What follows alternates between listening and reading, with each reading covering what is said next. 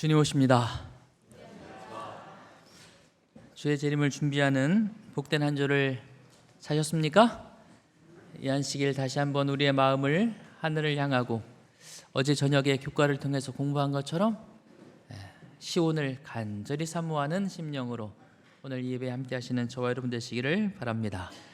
오늘은 좀 특별한 안식일이네요. 왜냐하면 아들 보러 간 사람들이 많아요. 은정님도 아들 보러 가셨고, 찬양대장님도 오늘 우리 아드님이 입장교회 이제 정식 전도사로 부름을 받아서 갔기 때문에 한번 드리러 가셨습니다.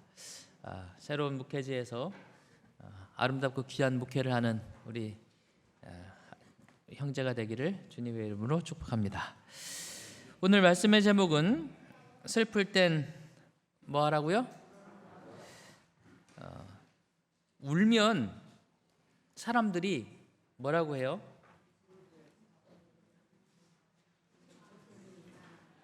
울면 뭐라고 해요? 울지 마라고 하세요. 제가 어렸을 때 제가 막 울면 제가 잘 울었을 것 같죠? 잘 울었어요. 세상에 나와서 맨 처음 한 일이 운 거예요. 잘 울었어요. 울면 실컷 울어라 그랬어요. 시원해질 때까지 울어라. 오늘 울음에 대해서 살펴보려고 하는데 본문은 누가복음 22장 42절로 46절입니다. 울음에 대해 살펴본다는 얘기가 아니라 슬플 때 우리가 어떻게 해야 되느냐에 대한 말씀이 우리가 오늘 함께 나눌 말씀입니다. 42절 가라사대 아버지여 만일 아버지의 뜻이거든 이 잔을 내게서 옮기시옵소서. 그러나 내 원대로 마옵시고 아버지의 원대로 되기를 원하나이다 하시니 사자가 하늘로부터 예수께 나타나 힘을 돕더라. 예수께서 힘쓰고 애써 더욱 간절히 기도하시니 땀이 땅에 떨어지는 핏방울같이 되더라. 기도 후에 일어나 제자들에게 가서 슬픔을 인하여 잠든 것을 보시고 이르시되 어찌하여 자느냐 시험에 들지 않게 일어나 기도하라 하시니라. 이번 주에 말씀을 통해서 여러분이 많은 은혜를 받으셨을 줄로 압니다. 예수님은 십자가로 가시는 마지막 하루를 남겨놓고 계십니다. 지난 밤에 제자들과 함께 유월절 만찬 마지막 식사를 하셨죠. 그리고 유다는 떡 한 조각을 받아들고 어둠 속으로 나갔습니다. 예수님을 팔기 위해서 제사장에게 간 거죠. 예수님은 남은 제자들에게 마지막 설교를 하셨습니다. 그리고 설교가 마치자 예수님께서 자리에서 일어나셔서 어디로 가세요? 겟세마네로 가십니다.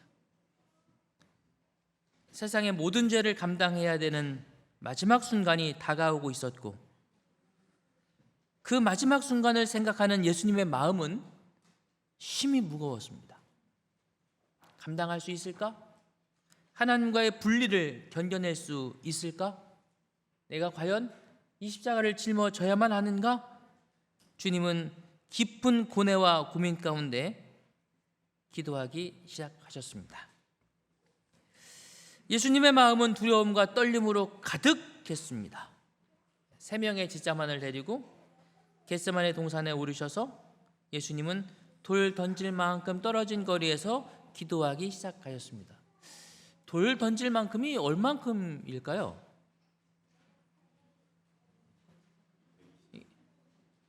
우리 120m? 돌을 던지시면 120m를 날리실 수 있는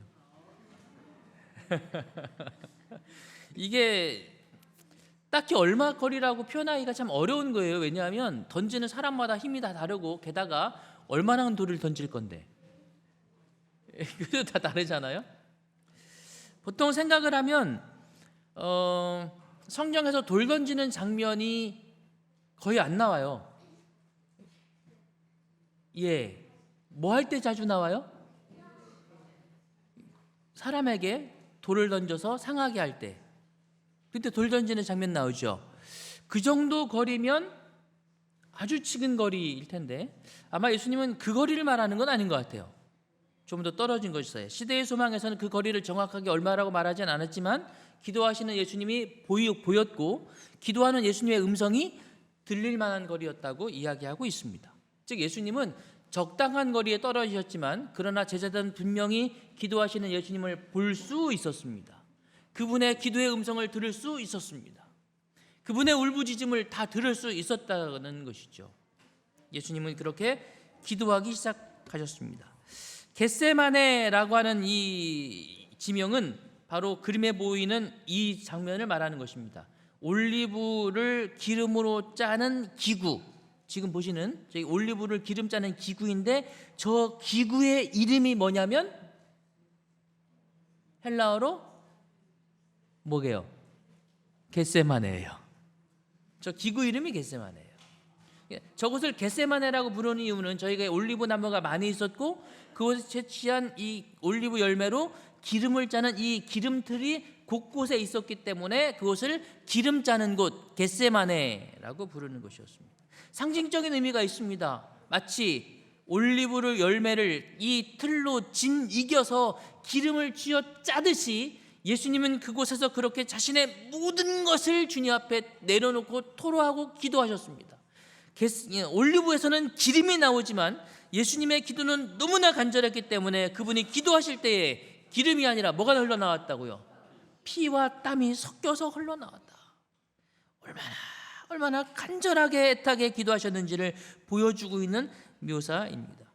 그 기도는 주님께 너무나 힘겹고 무거운 기도였습니다. 그래서 주님은 그 힘겨운 기도에 누군가가 좀 같이 기도해 주기를 원하셨어요. 여러분 기억하셔야 돼요. 예수님도 기도를 누가 같이 해줬으면 좋겠다라고 생각하셨다고요. 무슨 기도를 요구하신 거예요? 중보기도예요. 중보기도.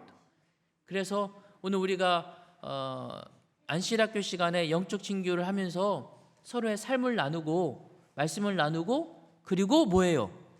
기도하잖아요. 여러분 다시 한번 부탁드리지만 그 기도의 시간이 다른 시간들 때문에 빼앗기지 않게 되기를 바랍니다. 그 기도 시간이 너무 적어서 오늘은 리더님 대표기도 하시죠? 이렇게 끝내지 않으셨으면 좋겠습니다. 꼭 함께 기도하세요. 2명이 기도하시든지 몇 명이 기도하시든지 기도 제목을 가지고 서로를 위하여 기도하는 시간이 그 시간입니다. 정말 소중한 시간입니다. 예수님도 간절히 사모하셨던 시간입니다. 그런데 그날 그 중보의 기도가 이루어지지 못했어요. 우리가 아는 것처럼 제자들은 한쪽에서 잠에 빠져 있었습니다.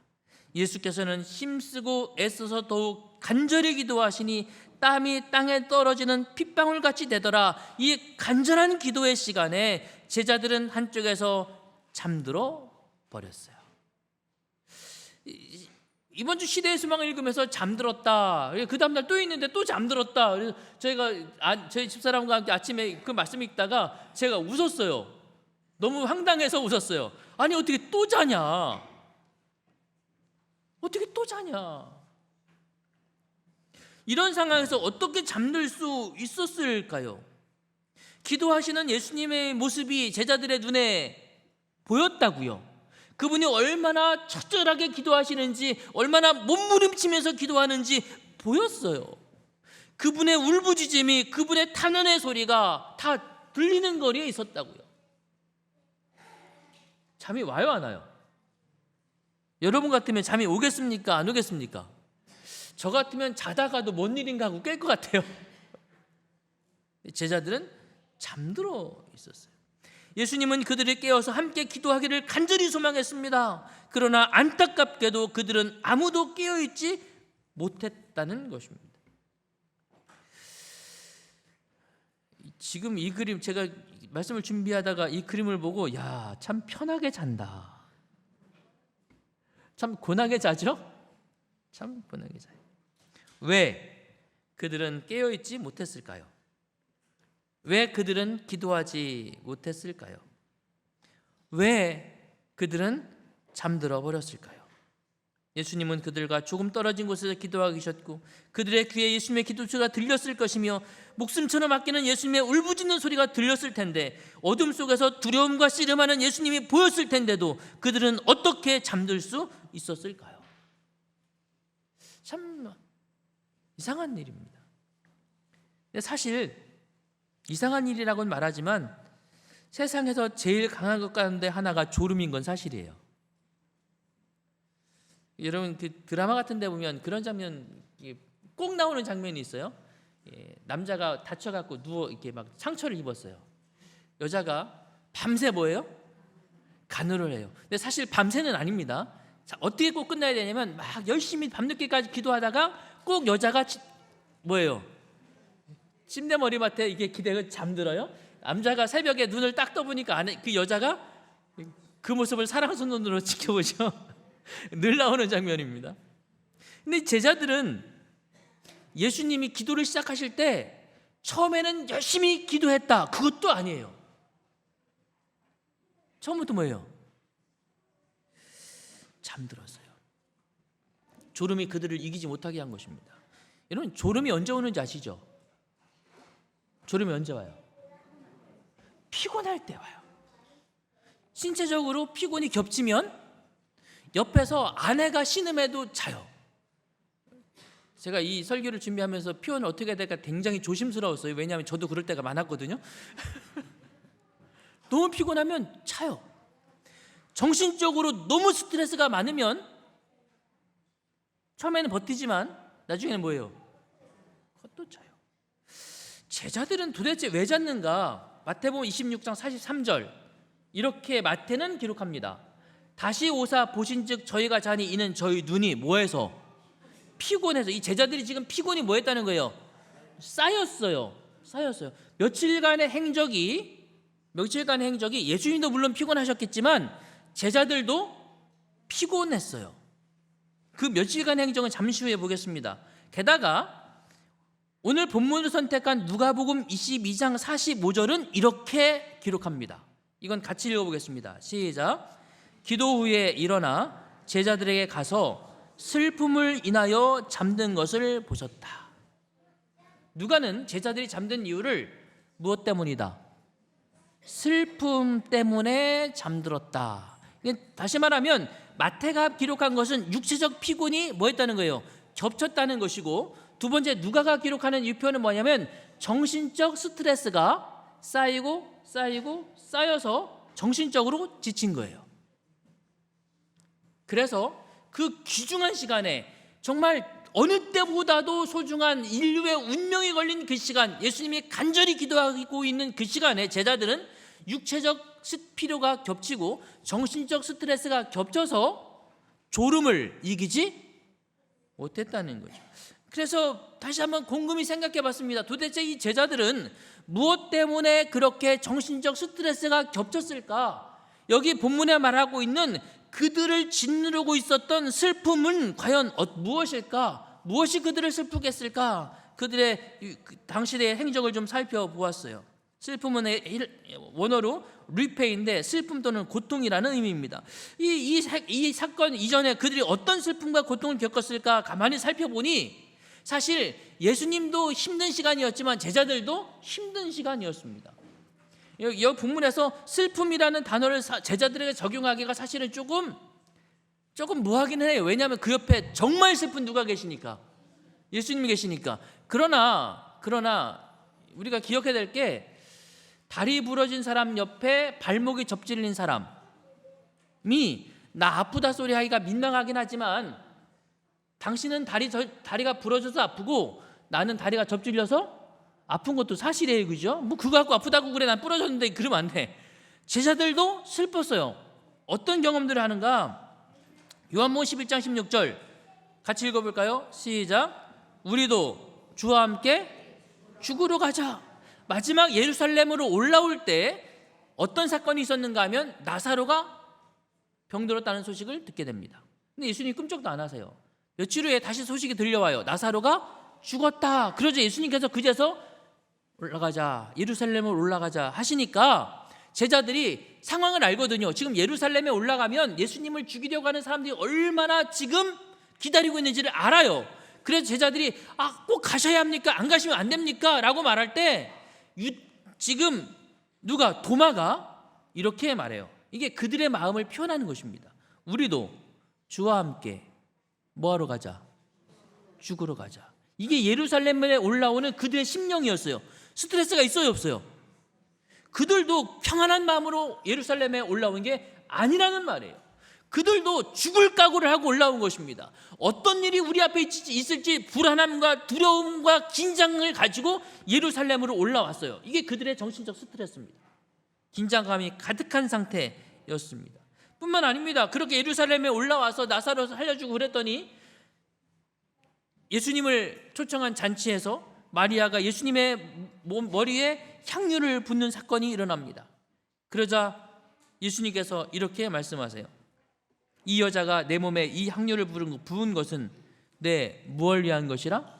장사를 위한 것이라. 그렇지 않아도 무슨 일이 일어날까 긴장 가득하고 있는데 예수님께서 거기다가 기름을 확 부어버리세요. 이 말 들으니까 예수님 곧 뭐 할 것 같아요? 아니 예수님이 장사를 위한 것이라니요. 예수님 곧 죽으신다는 말씀입니까? 제자들은 이것을 마음으로 입으로 토해내지는 않았지만 그들은 이 말을 들으면서 그들의 마음이 불안해지기 시작했습니다. 스트레스가 더 올라오죠. 불안해지기 시작했어요. 그런데 그리고 나서 다시 마지막 유월절을 먹는데 마태복음 26장 21절 사실 유월절은 기쁨의 날입니다. 슬픔의 날이 아니에요. 왜냐하면 유대인들이 유월절 잔치떡을 먹고 뭐 했어요?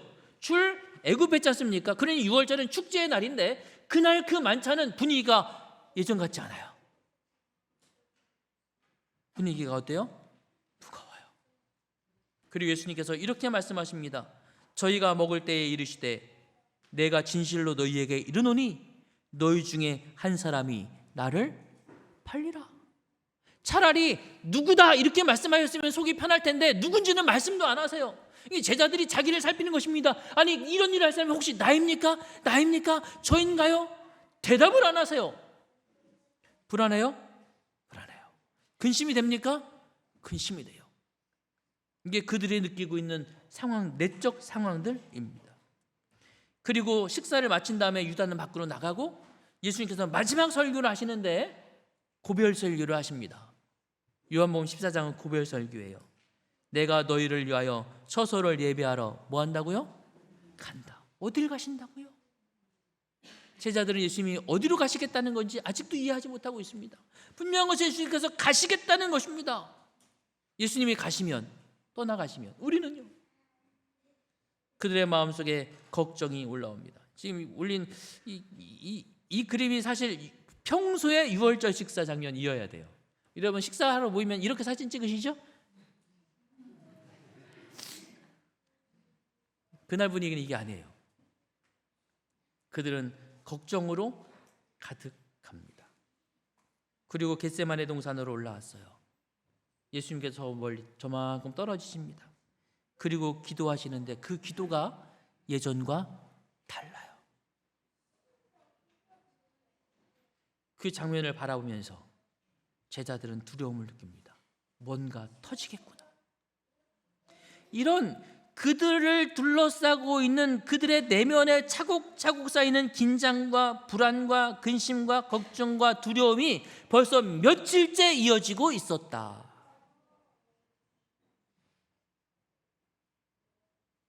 지쳤어요?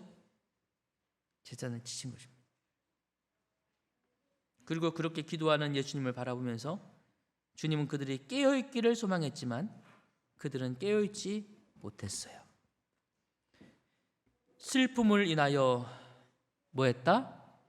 잠들었다.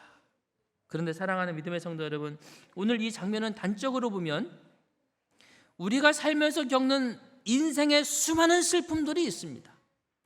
긴장하는 일이 있고 불안스러운 일이 있고 근심되는 일이 있고 걱정되는 일이 있고 두려운 일들이 우리의 삶에도 늘 있습니다. 그리고 이런 부정적 감정들은 우리 곁에 늘 따라다닙니다. 문제는 이런 부정적 감정들 앞에서 우리는 어떻게 해야 되는가입니다.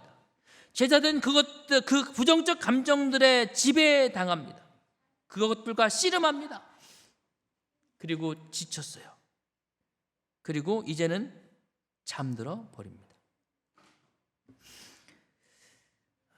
잠들었다는 이 표현은 그들이 이 부정적 감정과의 씨름에서 졌거나 포기했거나 나약해졌다는 것을 보여주고 있는 것처럼 보입니다. 해소되지 않은 부정적 감정들은 우리를 지치게 하죠.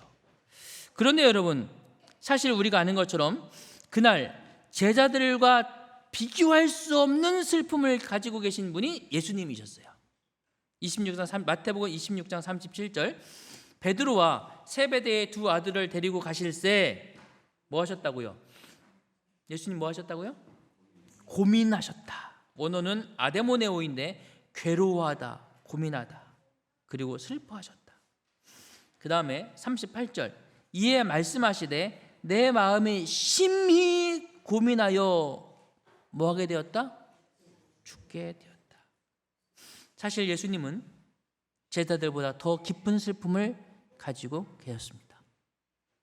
예수님은 더 긴 시간 그분이 감당해야 될 십자가를 바라보면서 정말 인간 누구도 겪어보지 못했던 가장 큰 슬픔을 견디고 계셨어요. 가장 큰 괴로움을 직면하고 계셨어요. 죽을 것 같은 마음적 고통을 견디고 계셨어요.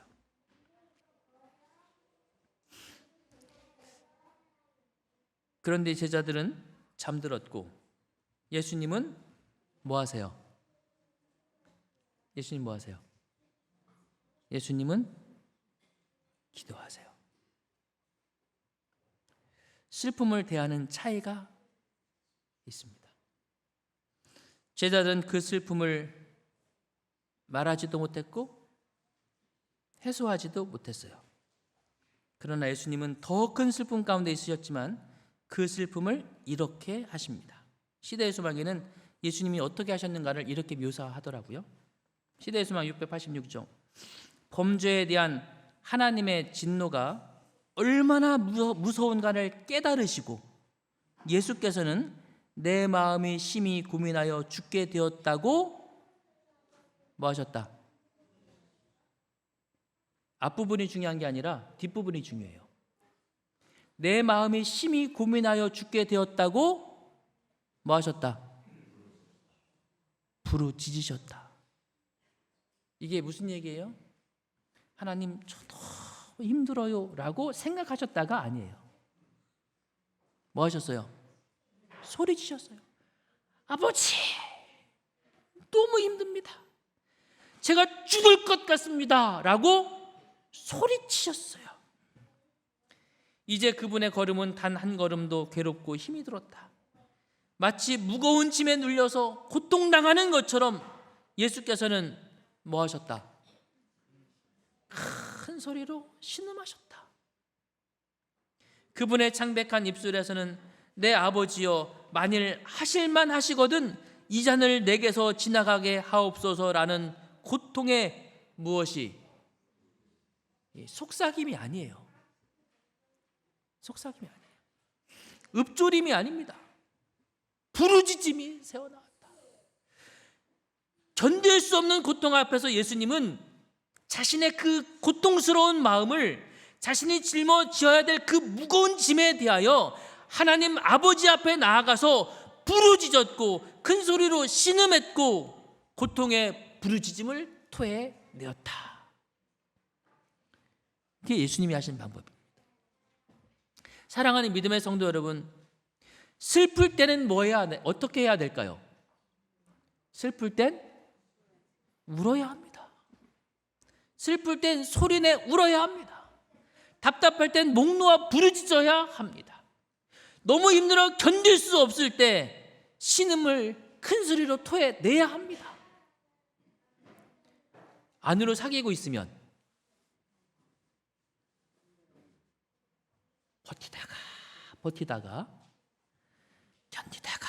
견디다가 정작 주님을 붙잡아야 될 때 쓰러져 잠들어 버려요.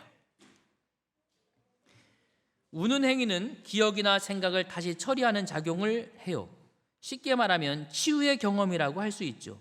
리셋하는 거예요.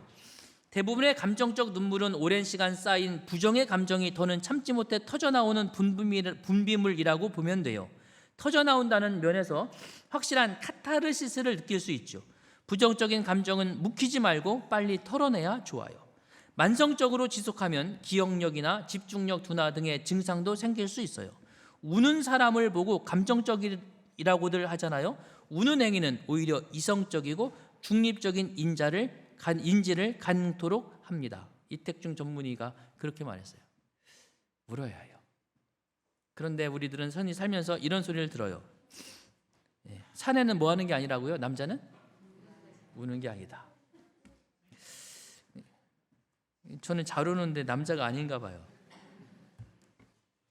그런데 남자아이가 태어나자마자 큰 소리로 울면 뭐라고 불러요? 우는 거 보니 장군 될 감이네. 저는 이때부터 잘 울었어요. 그래도 장군은 아니지만 운단 얘기는 살았단 얘기입니다. 안 울면 눈물에는 70%가 물입니다. 또 뭐가 들어있을까요? 다 먹어보셨죠? 염분 그리고 무기질과 단백질이 들어있습니다. 그런데 이것만 들어있는 게 아니에요. 눈물에는 카테콜라민이 들어있습니다. 이게 뭐냐면 스트레스 해소를 하는 호르몬입니다. 눈물을 흘리면 스트레스를 풀어주는 카테콜라민 호르몬이 분비돼요. 그래서 우울증, 슬픔을 해소하는 데 도움이 됩니다. 뿐만 아니라 다른 것도 들어있어요. 라이소자임도 들어있답니다. 라이소자임은 스트레스 해소에 도움이 되고 이 라이소자임은 상처를 치료할 때 나오는 그런 항바이러스 작용을 하는 호르몬입니다. 눈물을 흘리면 상처도 낫고 마음의 상처도 도움이 됩니다.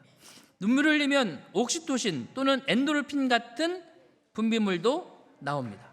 그래서 이것들이 활성화돼서 우리가 슬픔과 고통에서 다시 마음을 가다듬고 새롭게 시작할 수 있는 힘을 내어주는 게 뭐다? 눈물이다. 눈물을 흘리는 건 도움이 됩니다. 그래서 그 이병옥 박사님이 쓴 울어야 삽니다라는 책이 있어요. 이 책의 제목을 소개해드리면 이렇습니다.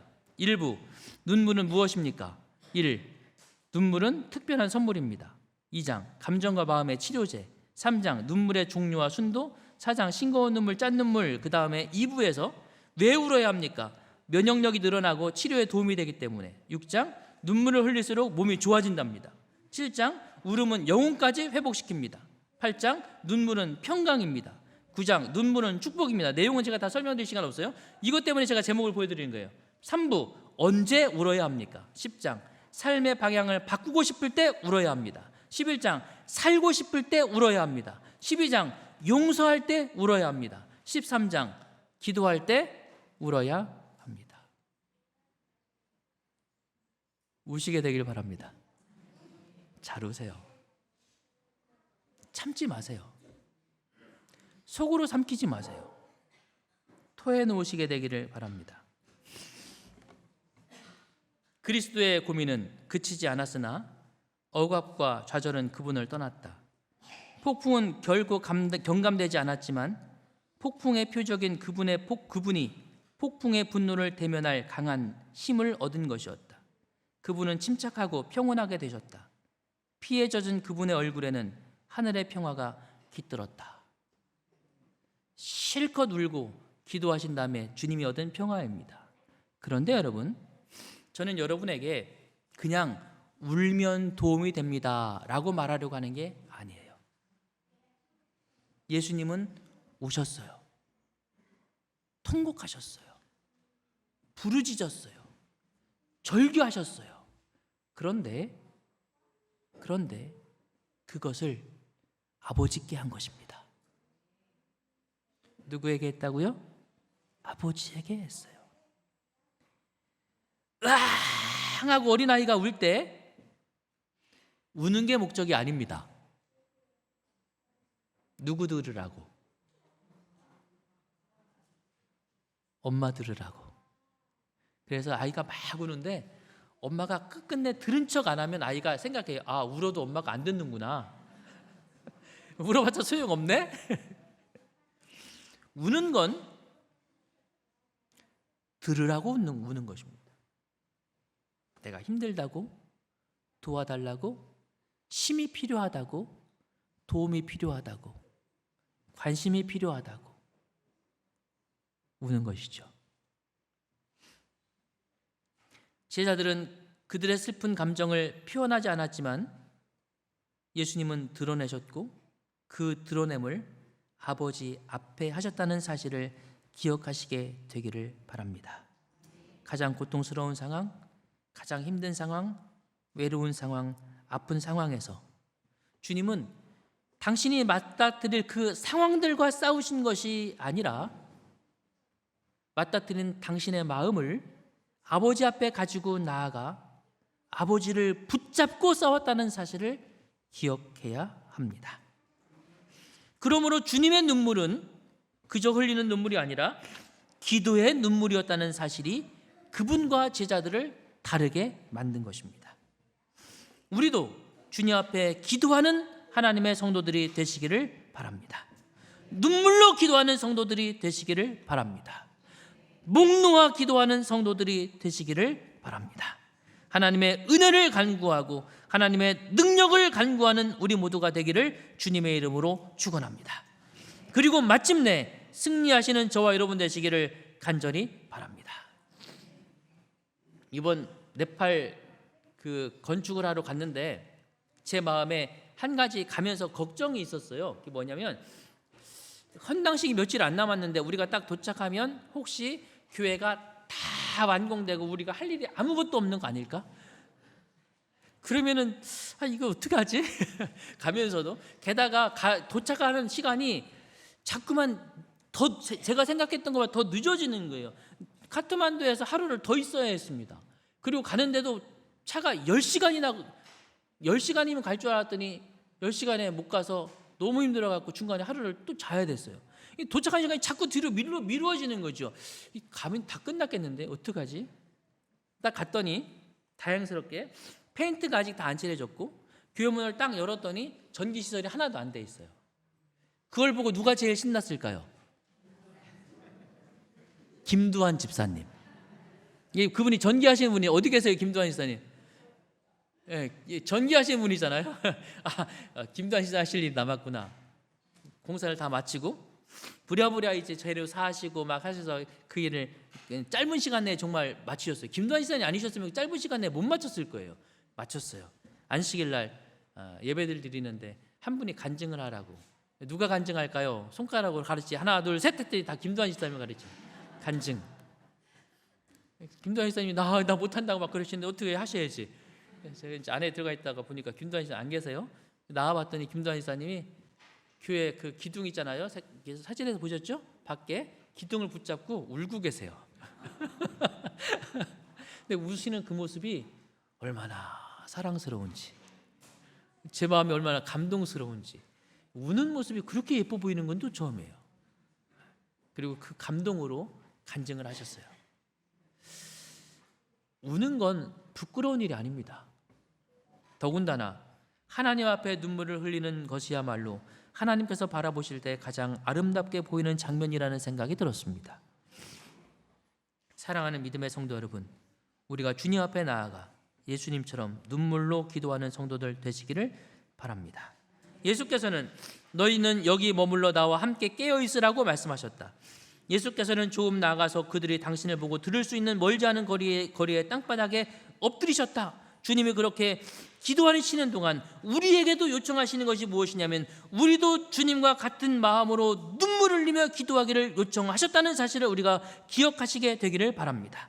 그러므로 우리는 우리에게 주어진 슬픔의 문제, 고난의 문제, 역경의 문제를 가지고 그것들이 주는 부정적 감정들과 씨름하는 것이 아니라 그 문제를 주님께 가지고 나아가서 주님의 이름을 붙잡고 아버지에게 내어 맡기는 기도의 씨름이 오늘 저와 여러분의 영적 씨름이 되어지게 되기를 간절히 바랍니다.